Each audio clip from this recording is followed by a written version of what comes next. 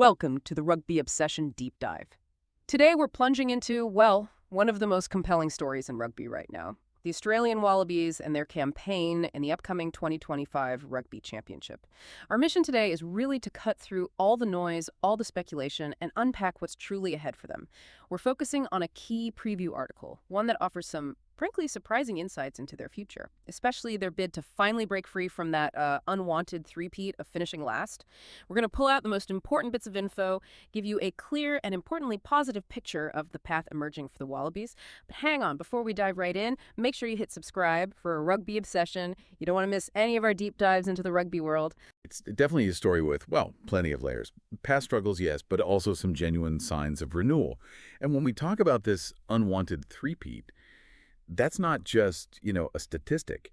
It's the very real, almost historic possibility of the Wallabies finishing bottom of the Rugby Championship for a third year running. Yeah. Just quite something. The big question everyone's asking Aussie fans, anyone following the game really is, how did they actually get here? How did a proud rugby nation end up in this spot? That really is the core of it, isn't it? I mean, we're talking about a country with 2 World Cups. A traditional powerhouse. So falling this far, it's more than just a bad season. It hints at something deeper, maybe. So let's peel that back. What was the journey? What led them to this point, facing what some are calling an identity crisis for Australian rugby? Well, the journey. Brutal might be the word. They had back-to-back wooden spoons, 2023 and 2024. For a team like the Wallabies, that's basically unheard of. It suggests more than just a dip in form. Maybe systemic issues, leadership changes, coaching instability, questions about talent, the whole strategy, really. And the 2024 campaign specifically, that was just soul-crushing in terms of results. Just one single win out of 6 games, finished dead last. And not just last, they were 9 points behind the next team. Miles off. Wow, 9 points. That's a massive gap in Test rugby. Can you give us a sense of just how tough 2024 was? Yeah. Any specific results that really highlighted the problem? Oh, absolutely. Their championship kicked off with a really tough doubleheader against the Springboks. Lost 33-7 in Brisbane, then 30-12 over in Perth. Watching those games, you could almost feel the collective groan from Aussie fans. There was a brief moment, a glimmer. They managed a tight win, 2019 over Argentina in La Plata, thanks to a late Ben Donaldson penalty. Bit of morale boost. A bit of hope, though. You'd think so, but it faded fast because right after that, Argentina handed them a record loss, a truly humiliating one. 67-27 in Santa Fe. Just staggering. That wasn't just a loss, a body blow, as the article says. It was like a flashing sign showing how far they'd slipped. Fans were really questioning things. They also had a close loss to New Zealand at home, 31-28, before going down 33-13 in Wellington. That wrapped up what was pretty widely seen as a dour 2024 effort. It felt less like a competition and more like just enduring it for the team and the fans. Yeah, that really paints a grim picture of 2024. You can see why fans might be thinking, oh no, not again. But okay, amidst all that gloom, our source actually points to room for optimism. How? What could possibly fuel that kind of thinking after 2 years like that? Are there actual signs this isn't just wishful thinking? That's the crucial shift, isn't it? And a lot of that optimism seems to center around the new head coach, Joe Schmidt. His arrival and his early impact. His tenure didn't actually start with the Rugby Championship last year. It began earlier, back in July, with 2 wins against Wales. Ah, right, the Wales series. Exactly. And those weren't just wins on the scoreboard. They felt like a signal, a change in approach. Schmidt's known for being meticulous, right? Structure, defense, clarity in the game plan. So those wins, even though they weren't championship games, they started to sort of lift the darkness that had been hanging around. And then more recently, and this is key for 2025, they did pretty well in the last 2 tests against the British and Irish Lions. Against the Lions. That's always a massive test. Huge test. Best players from 4 top nations. Performing admirably there, as the source puts it, really ramped up the optimism for this year's championship, that rejuvenated feel people talk about. It seemed to come from having a real sense of purpose again, a clear direction under Schmidt, replacing that feeling of drift. It feels like a return to basics, to strengths, and belief in the system. That makes sense. Schmidt's reputation precedes him, and performing well against the Lions, yeah, that would inject some confidence. So a rejuvenated feel, a sense of purpose. That's a big change in tone. Okay. With that hope and Schmidt building this structure, let's talk players, personnel.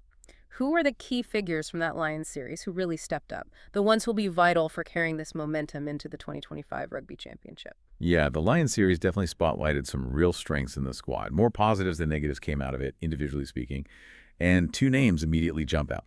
Will Skelton, the giant second row, and Rob Valentini, that powerful flanker. Yeah. Their return for the second Lions test was described as seismic, and you could see why. Big units, both of them. Exactly. But it's not just size. Their impact was huge because they helped fix those long-standing Wallaby weaknesses, the breakdown, the set piece. Areas Schmidt loves to control. Their presence brings that physical edge, that grunt, but also leadership and know-how that was maybe missing. It was really telling. When they both went off around halftime in that Melbourne test, Australia's performance just dipped noticeably, led to a tough loss. Right. So yeah, having them fit and firing, it's a game changer. It changes how they can compete physically. Right, so Skelton and Valentini are crucial for that forward power and structure. Who else should we be watching closely? Definitely keep an eye on Tate McDermott at scrum half. He brings so much energy, quick service from the ruck, vital for the tempo Schmidt likes. Even if he's not starting every single game, his impact off the bench can be huge. Then you've got that center pairing, Len Ikitau and Joseph Swally. Yeah, Swally, lots of talk around him. Loads. They started building a decent combination in July, and they'll want to build on that. So early. He's fascinating. Looks like he'll be a vital cog everywhere for Schmidt, especially under the high ball, with his league background, giving him that aerial edge. He's only 22, got 8 caps already, has switched from league. It's generated so much debate. Where is his best spot? Is he like Sonny Bill Williams? All that talk. But the potential is obviously huge. That skill set is pretty unique. Makes sense. That aerial contest is so important, and his athleticism adds a different dimension. Any other younger guys really making a mark? Absolutely. There's a lot of excitement around the young winger, Max Jorgensen. He's just, taken to test rugby like a duck to water, as they say. Looks incredibly composed, natural ability, knows what the try line is. He's definitely tipped to have a big championship, a key part of their attack, representing that new talent coming through. Okay, so you've got these key experienced guys returning, plus exciting young talent like Jorgensen and Swally adding a real spark. Sounds promising. But how does that stack up against the schedule? Let's unpack the 2025 fixtures. Is it kind? Or are there some really tough stretches that could derail things? Kind probably isn't the first word that springs to mind. The schedule throws up some massive challenges, especially right at the start. Round 1, they're off to Ellis Park to face the Springboks. World champions, intimidating venue, altitude. It's one of the toughest away trips in rugby, period. Doesn't get much harder than that to start. Nope. And then, a week later, same opponent, Springboks again, down in Cape Town. So that first week, those 2 games against the Boks in South Africa, it's not just hard. The article suggests it could define both sides' title hopes. Right there, it's a brutal opening test for Schmidt's new structures and the team's resolve. Wow, a real baptism of fire. Okay, so after that potentially bruising start in South Africa, does it let up at all? Any chances to regroup? Crucially, yes. After those 2 Bucking clashes, they get a week off, which will be absolutely vital, you imagine, for recovery and maybe some tactical tweaks. Then they come back home for a really important period. 2 matches against Argentina, first up in Townsville, then Sydney. Ah, the chance for revenge after that Santa Fe hammering. Exactly. That'll be a huge motivator. Yeah. But more than just revenge, these are games on home soil where they really need to consolidate, execute their game plan, and bank some points. These are definitely matches where, they're seen as more than capable of picking up points and building some crucial momentum. That home leg against Argentina does sound pivotal. Get some wins there, build confidence. What happens after that? How do they finish the campaign? They get another rest week, which is handy. Then it's the big one. 2 games against the All Blacks. First up, they have to go to Eden Park, which is, historically a nightmare venue for the Wallabies. Understatement of the year. Right. Then they host the All Blacks in Perth for the return leg. Now, interestingly, the All Blacks, they haven't exactly set the world alight themselves recently in 2025, according to the source. Showed a few cracks, perhaps. So that potentially gives the Wallabies a real shot, especially in Perth, to maybe grab a big win, finish strongly, maybe even break a few Bledisloe hoodoos. Okay, that schedule is definitely challenging, but maybe with some opportunities sprinkled in, especially if the All Blacks aren't quite firing on all cylinders. What do you think about that schedule? Which game, or maybe which block of games, do you reckon will be the real make-or-break moment for the Wallabies this year? Let us know your thoughts. And hey, if you're finding this deep dive useful, getting something out of it, remember to hit subscribe to Rugby Obsession for more content like this. So let's pull it all together then. We've got the grim backdrop of the last 2 years, but also these real signs of life under Schmidt, key players back, exciting youngsters, and this challenging but potentially opportunistic fixture list.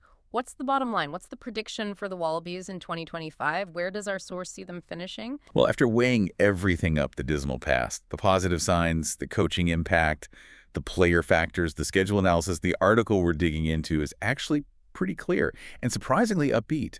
It predicts a significantly improved campaign for the Wallabies, a real step up from the last 2 years. And the specific prediction, based on all those factors, is that the Wallabies will finish third. Third place. Wow. Okay. That is a jump. From back-to-back Woody Spoons to third, that would be quite the turnaround. It would definitely put that unwanted three-peat talk to bed. Exactly. And it's a prediction that seems carefully considered. It balances the harsh reality of recent history with those tangible signs of progress we talked about. You know, the impact of Skelton and Valentini, Schmidt's system taking hold. It reflects a belief that they can handle Argentina at home, maybe take advantage if the All Blacks are slightly off their game, and compete well enough against the Boks to climb off the bottom. Finishing third wouldn't just be a number on a table. It would feel like a statement.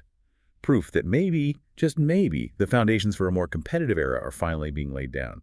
A move away from just surviving towards genuinely competing again. Still got steps to climb, of course, but Yeah. progress. What a journey we've sort of traced today. From the real lows, the threat of that third wooden spoon, to a prediction of a much improved campaign and potentially third place. It really does feel like a possible turning point.